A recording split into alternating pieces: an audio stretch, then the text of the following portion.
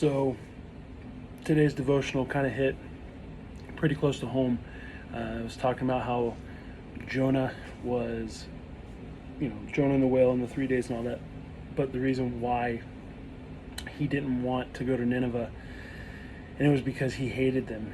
He had a strong dislike against them. He was waiting for God to punish them. And for myself, that hits home with my previous employer, how I am waiting on God to smite them. I'm waiting for God to take revenge, I guess. Not that I'm a prophet by any means, because as I've said before, I'm completely in the wrong with some stuff.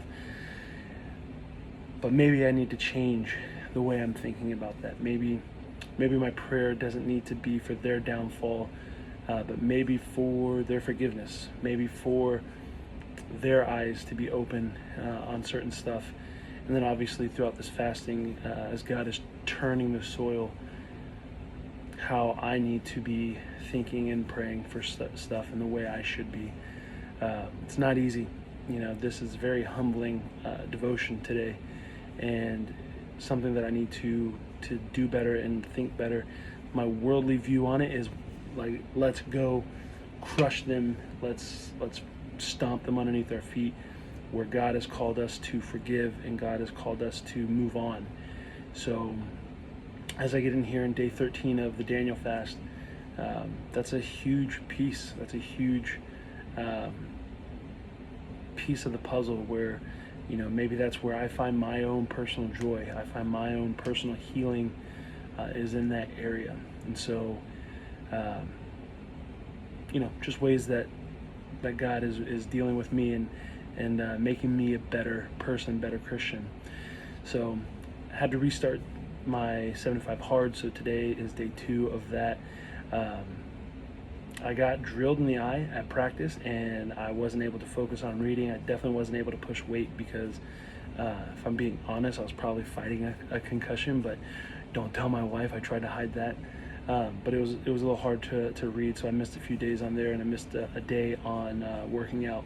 So today is, I believe, day 2. I need to look back at my notes, but getting after it, trying to complete 2 cycles of the 75 hard. So this would be my first one, and I've already had to restart. So hope everyone's getting after it. Hopefully, leave a comment below if you feel like God is dealing something with you, and leave a comment below if you're out here getting after it on your 75 hard. Let's get after it.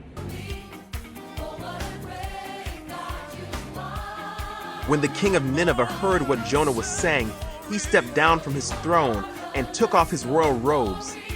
He dressed himself in burlap and sat on a heap of ashes. Then the king and his nobles sent this decree throughout the city: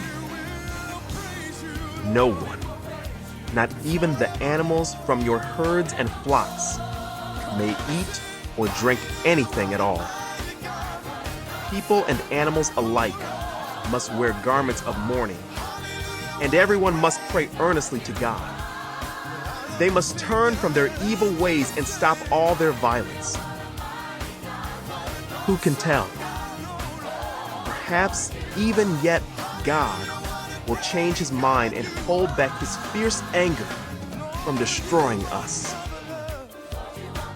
When God saw what they had done and how they had put a stop to their evil ways, he changed his mind and did not carry out the destruction he had threatened.